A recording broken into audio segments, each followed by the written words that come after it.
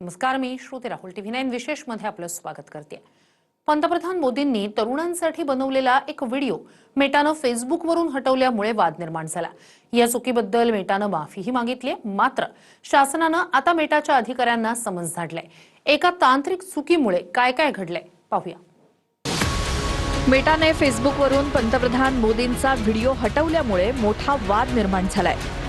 या चुकीबाबत मेटानं माफी मागून व्हिडिओ पूर्ववत केलाय, पण केंद्र सरकारनं यावर उत्तर देण्यासाठी आता थेट मेटाच्या ग्लोबल हेडला समन्स पाठवलंय आणि चौकशी सुरू केली आहे। दिल्लीतील जंतर मंतरवरती विद्यार्थ्यांचं आंदोलन सुरू असताना पंतप्रधान मोदींनी सेल्फी मोड कॅमेरानं व्हिडिओ शूट करून तो इंस्टाग्राम आणि फेसबुकवरती अपलोड केला होता।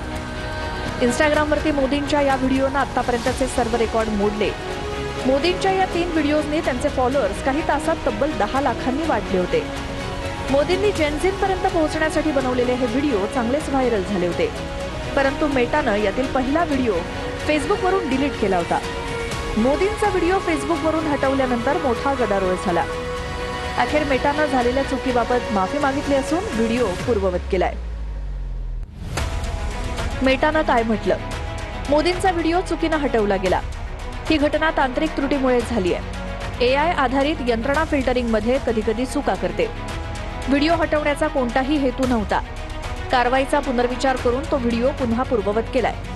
आमच्याकडनं झालेल्या गैरसोयीबद्दल माफी।